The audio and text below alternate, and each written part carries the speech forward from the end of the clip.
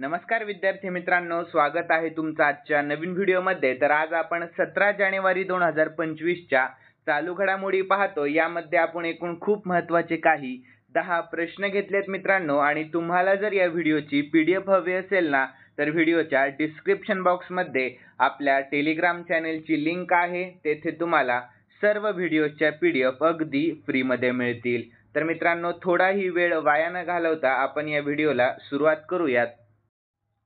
तर या अगोदर आपण कालच्या चालू घडामोडी काही पाहून घेऊया। तर कोणत्या राज्यामध्ये काबुई रोगमेई नागा समुदायाकडून गण नागाई उत्सव साजरा केला जातो? तर मणिपूर यानंतर पहिल्या आंतरराष्ट्रीय उत्तराखंडी स्थलांतरित परिषदेचे उद्घाटन कोठे झाले? तर डेहराडून मध्ये।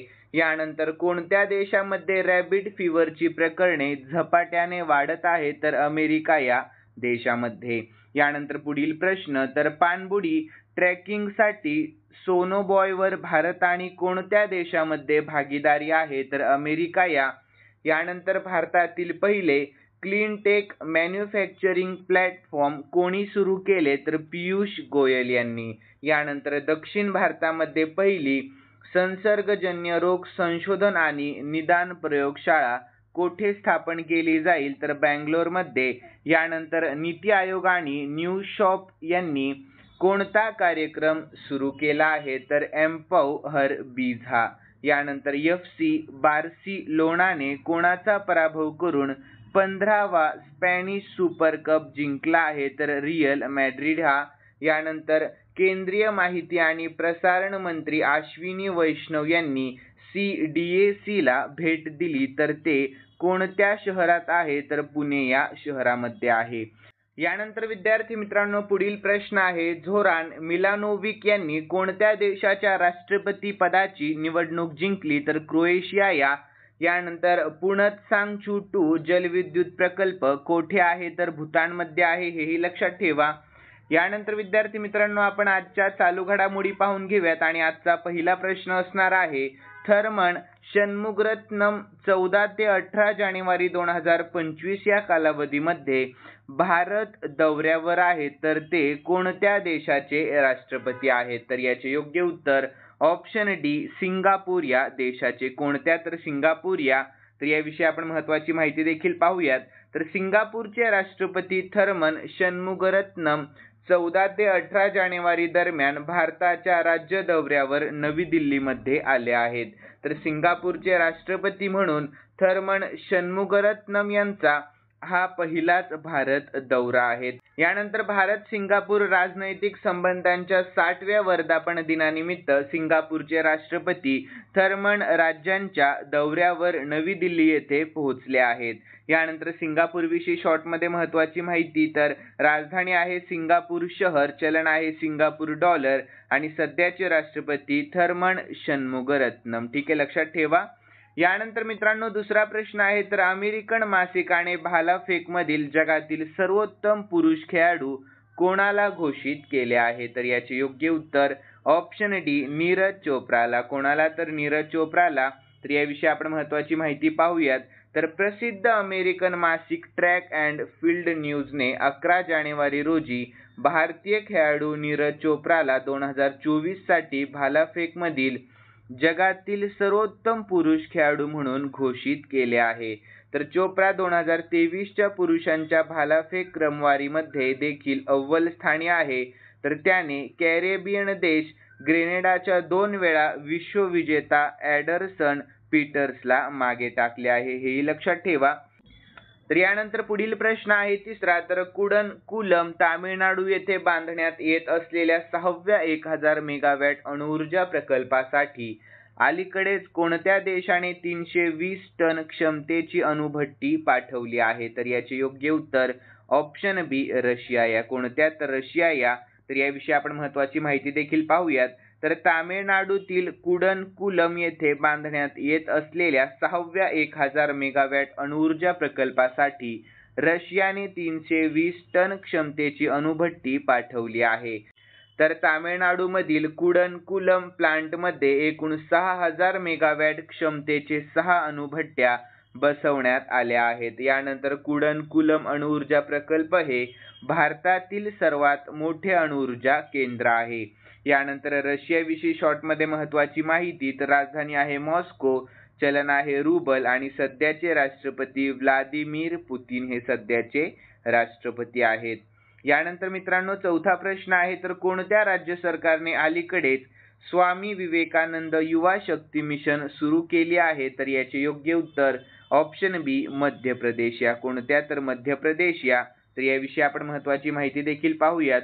तर मध्य प्रदेश राज्य सरकारने स्वामी विवेकानंद युवा शक्ती मिशन सुरू केले आहे।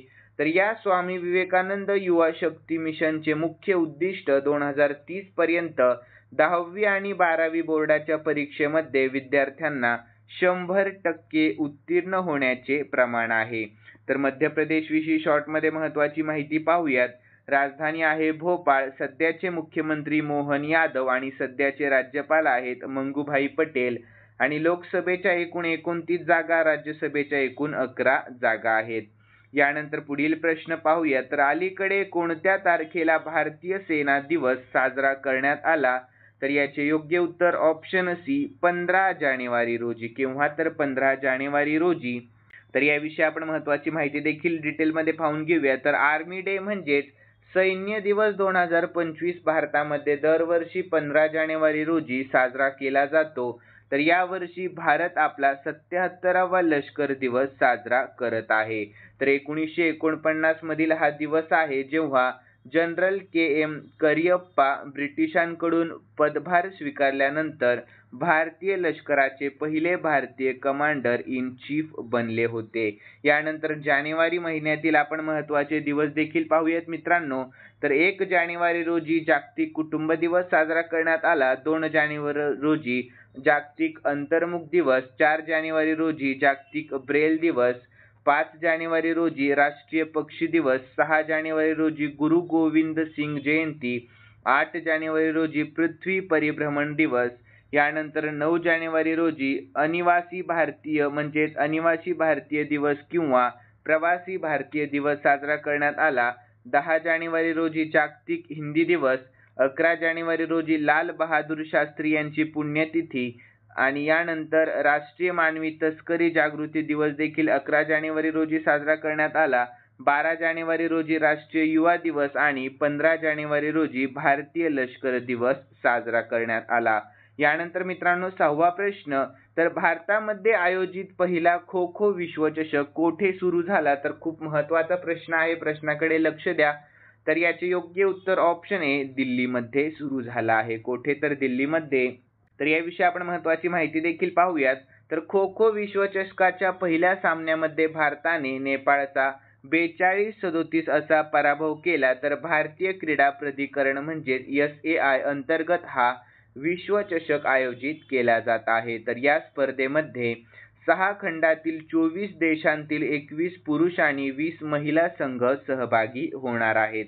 यानंतर मित्रांनो पुढील प्रश्न आहे, तर भारतीय हवामान विभागाच्या 150व्या स्थापना दिनानिमित्त अलीकडेच मिशन मौसम कोणी सुरू केले आहे? तर याचे योग्य उत्तर ऑप्शन बी नरेंद्र मोदीजी यांनी सुरू केले आहे। कोणी? तर नरेंद्र मोदीजी यांनी।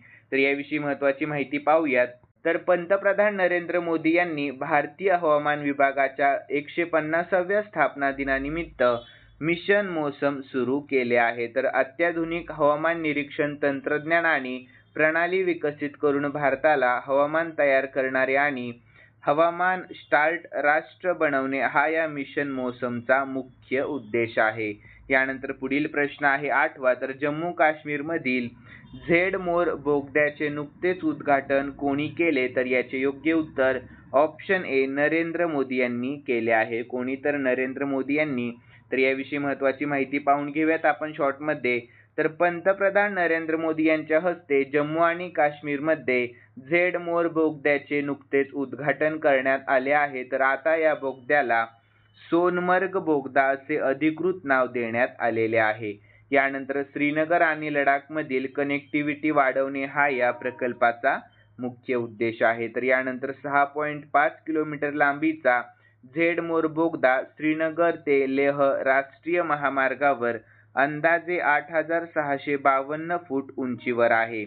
यानंतर 9वा प्रश्न, तर नवाब सलाम यांची अलीकडेच कोणत्या देशाचे नवे पंतप्रधान म्हणून नुकतीच नियुक्ती करण्यात आलेली आहे? तर याचे योग्य उत्तर ऑप्शन बी लेबनॉनिया. कोणत्या? तर लेबनॉनिया.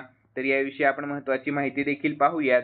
तर लेबनॉनचे नवे पंतप्रधान म्हणून नवाब सलाम यांची नुकतीच नियुक्ती करण्यात आलेली आहे.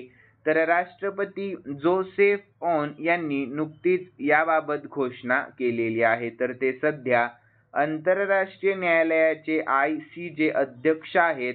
तर राष्ट्रपतींनी घेतलेल्या सल्लामसलत मतदानात त्यांना 128 पैकी 84 मते मिळाली आहेत. यानंतर लेबनॉन विषयी शॉर्टमध्ये महत्त्वाची माहिती पाहूयात. राजधानी आहे बेरूत आणि चलन आहे लेबनीज पाऊंड. ठीक आहे मित्रांनो. यानंतर 10वा प्रश्न आहे, तर नागमार्क 2 अँटी टँक गाइडेड मिसाईल कोणत्या संस्थेने विकसित केले आहे? तर याचे योग्य उत्तर ऑप्शन बी DRDO या संस्थेने. कोणत्या? तर DRDOने. तर याविषयी आपण महत्त्वाची माहिती देखील पाहून घेऊयात मित्रांनो. तर भारताने 3ऱ्या पिढीतील रणगाडा विरोधी मार्गदर्शित क्षेपणास्त्राची यशस्वी चाचणी घेतली आहे. तर नागमार्क 2 आपल्या संरक्षण क्षमतेत लक्षणीय प्रगती दर्शवित आहे. यानंतर नाग MK2 भारताच्या संरक्षण संशोधन आणि विकास संस्थेने म्हणजेच DRDOने विकसित केलेल्या 3ऱ्या पिढीतील अँटी टँक मार्गदर्शित क्षेपणास्त्र म्हणजेच ATGM आहे. लक्षात ठेवा. यानंतर आपण DRDO विषयी शॉर्ट्समध्ये महत्त्वाची माहिती पाहून घेऊयात.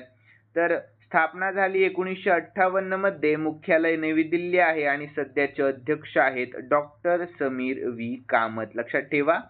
यानंतर मित्रांनो एक प्रश्न मी स्पेशली तुमच्यासाठी एक्स्ट्रा घेतलेला आहे. तर IPL संघ पंजाब किंग्सचा नवा कर्णधार म्हणून कोणाची नुकतीच नियुक्ती करण्यात आलेली आहे? तर याचे योग्य उत्तर ऑप्शन सी श्रेयस अय्यर यांची नुकतीच नियुक्ती करण्यात आलेली आहे. तर याविषयी महत्त्वाची माहिती पाहूयात.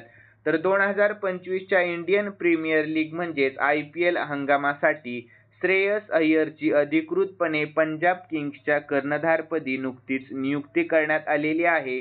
तर 3 वेगवेगळ्या IPL फ्रँचायझीचे नेतृत्व करणारा अय्यर हा पहिला भारतीय क्रिकेटपटू ठरला आहे. तर श्रेयसने दिल्ली कॅपिटल्स आणि कोलकाता नाईट रायडर्स म्हणजेच KKRचे नेतृत्व देखील केले आहे आणि मागील आवृत्तीचा विजेता कर्णधार देखील आहे. लक्षात ठेवा. यानंतर विद्यार्थी मित्रांनो खालील प्रश्न मी स्पेशली तुमच्यासाठी ठेवलेला आहे आणि हा प्रश्न आपण कालच्या चालू घडामोडीमध्ये पाहिला होता. ज्यांनी कालचा व्हिडिओ पाहिलेला असेल ना तर त्याला नक्कीच या प्रश्नाचे उत्तर येईल अशी मी अपेक्षा करतो. तर प्रश्न असा आहे, कोणत्या देशामध्ये रॅबिड फीवरची प्रकरणे झपाट्याने वाढत आहेत? तर याचे योग्य उत्तर तुम्हाला आपल्या कमेंट बॉक्समध्ये सांगण्याचा प्रयत्न करायचा आहे मित्रांनो. आणि तुम्हाला जर उत्तर येत असेल तर प्लीज कमेंट बॉक्समध्ये उत्तर सांगण्याचा प्रयत्न करत जा.